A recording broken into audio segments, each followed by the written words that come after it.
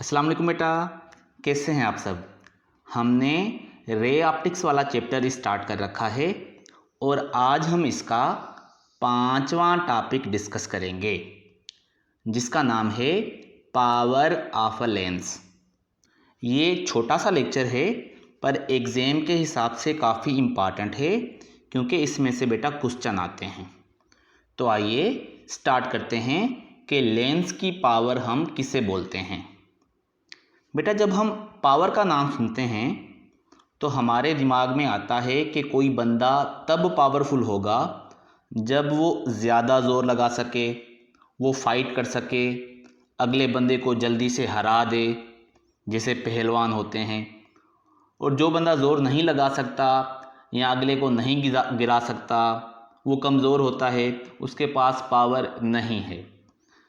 या हम फिज़िक्स में ऐसे भी बोलते हैं कि rate of doing work is called power. काम करने का जो रेट होता है या एनर्जी को कंज्यूम करने का जो रेट होता है वो पावर है। अगर कोई बंदा जल्दी जल्दी काम करेगा या कोई मशीन जल्दी जल्दी एनर्जी यूज़ करेगी तो वो पावर वाली है, अदरवाइज़ उसकी पावर कम है।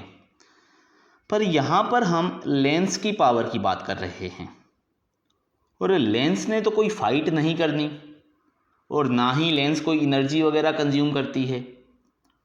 तो लेंस की पावर को हम कैसे डिफाइन करेंगे? तो इसके लिए आप ये सोचें कि लेंस करती क्या है। लेंस में से जब लाइट के रेज गुजरते हैं तो वो उनको बेंड करती है, रिफ्रैक्ट करती है। तो इसी बात को लेकर हम लेंस की पावर को डिफाइन करेंगे, यानी इट इज़ द कन्वर्जिंग और diverging ability of a lens which is called its power. किसी भी लेंस की कन्वर्जिंग या डाइवर्जिंग एबिलिटी को हम उसकी पावर बोलते हैं। जो लेंस जल्दी जल्दी ज़्यादा कन्वर्ज या डाइवर्ज करे वो पावरफुल, और जो लेंस मतलब कम कन्वर्ज करे या कम डाइवर्ज करे तो फिर बोलेंगे कि इसकी पावर कम है।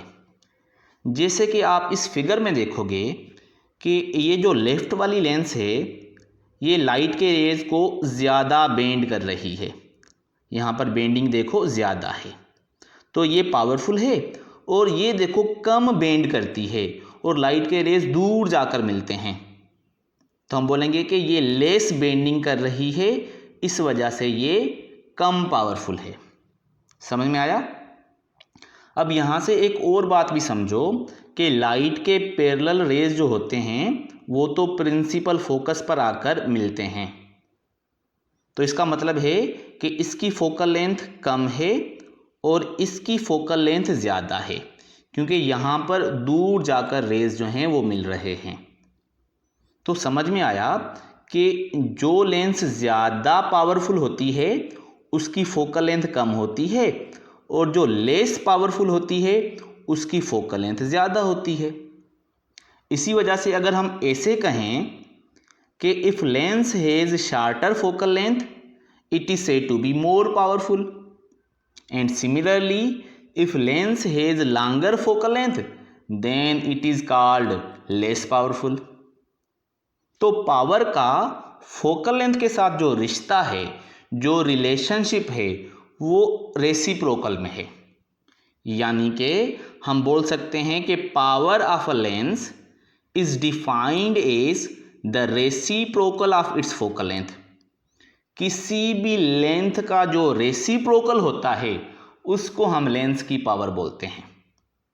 इसको फर्दर आप यहाँ पर समझोगे कि अगर हम किसी लेंस की फोकल लेंथ को मीटर्स में कन्वर्ट करके उसका रेसिप्रोकल निकाल लें तो फिर हमें पावर मिल जाती है। ये जो डी है इसका मतलब है डायोप्टर। याद कर लो कि लेंस की पावर को हम डायोप्टर्स में मेजर करेंगे। ये वो नॉर्मल पावर नहीं है जिसको हम वाट में मेजर करते थे। लेंस की जो पावर है इसका यूनिट डायोप्टर है and it is the reciprocal of focal length in metres.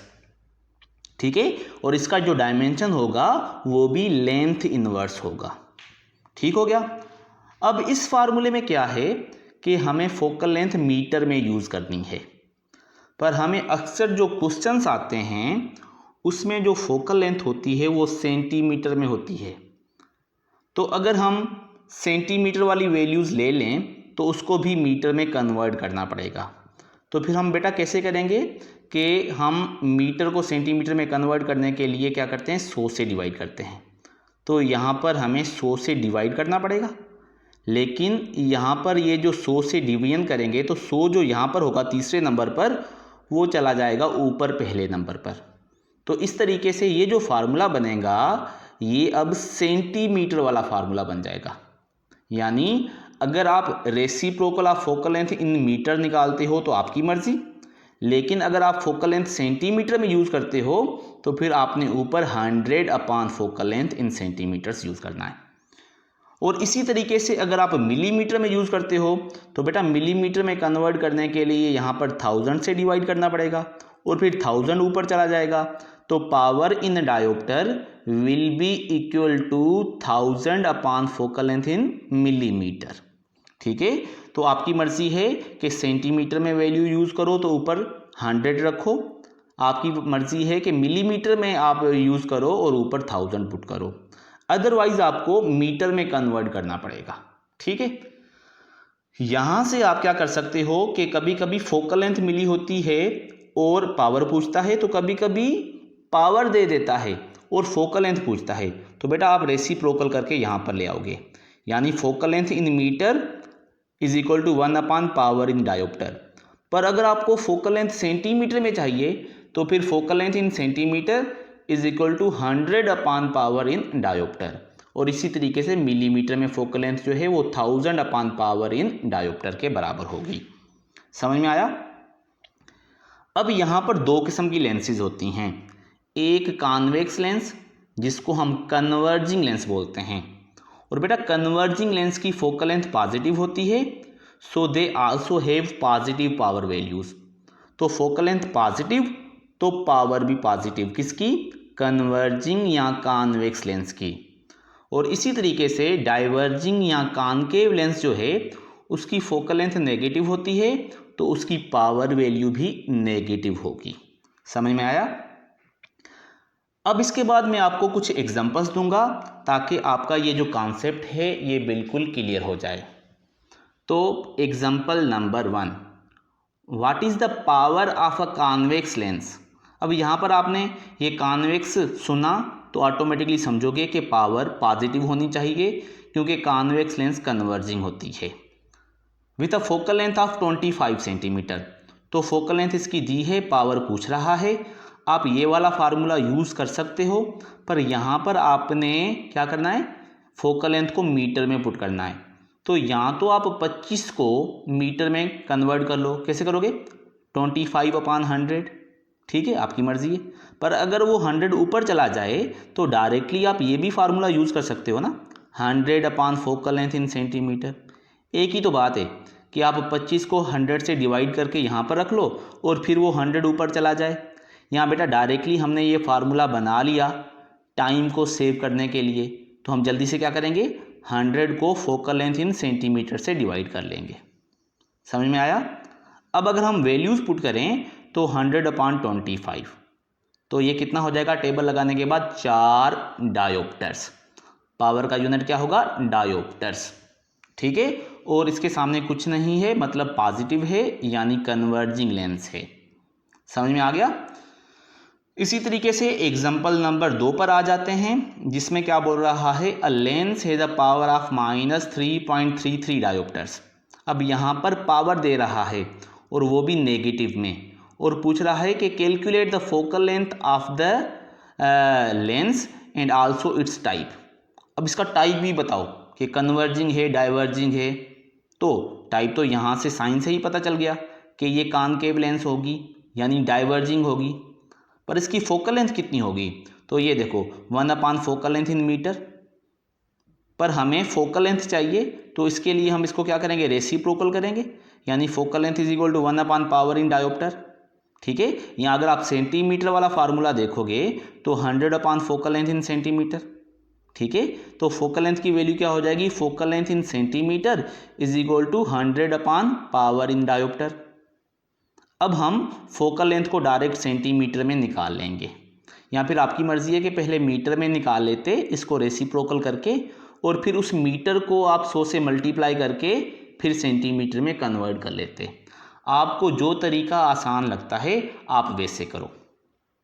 तो बेटा हम यहाँ पर P की वैल्यू क्या पुट करेंगे, -3.33 वो हमने पुट की, जिसकी वजह से माइनस तो यहाँ पर आ गया। 100 को 3.33 से डिवाइड करोगे तो ये बन जाएगा -30 सेंटीमीटर। ठीक है, तो पता चला कि इसकी जो लेंस है वो एक तो डाइवर्जिंग कॉनकेव है और उसकी जो फोकल लेंथ है वो है 30 सेंटीमीटर। तो अगर आपके ऑप्शन डायरेक्ट सेंटीमीटर में हैं तो आप 100 upon focal length in centimetre वाला यूज़ कर लिया करो। अगर बेटा आपका मीटर वाले ऑप्शन है तो ये यूज़ कर लिया करो। अगर मिलीमीटर में ऑप्शन है तो 1000 upon focal length in millimetre use कर लिया करो, ताकि आपका टाइम सेव हो सके। अदरवाइज़ आप ये मीटर वाला फार्मूला यूज़ करके और इसके बाद आपकी मर्ज़ी है कि आप उसको मिलीमीटर में या सेंटीमीटर में एज रिक्वायर्ड आप कन्वर्ट कर लो। ठीक है, अब यहाँ से क्या पता चलता है कि ये कॉन्वेक्स लेंस है, तो ये बात भी आपने समझनी है। इसके बाद हम लास्ट एग्जाम्पल पर आते हैं, example number 3। A convex lens has a focal length of 50 millimetre. अब यहाँ पर देखो कि ये मिलीमीटर में है। Calculate the power of a lens. इसने बोला कॉन्वेक्स यानी कन्वर्जिंग होगी, पॉजिटिव होगी। अब यहाँ पर फोकल लेंथ मिलीमीटर में है तो आप ये वाला फार्मूला यूज़ करोगे, यानी 1000 upon focal length in millimetre. और पावर पूछ रहा है तो यहाँ पर फोकल लेंथ उसने जो मिलीमीटर में दी है वो पुट करो। बेटा कितनी है, 50। 1 0 0 में कट जाएगा तो 5 और ये 100, तो टेबल कितनी मरतबा लगेगा बेटा, 20 टाइम्स। तो इसका आंसर क्या निकलेगा, 20 डायोप्टर्स।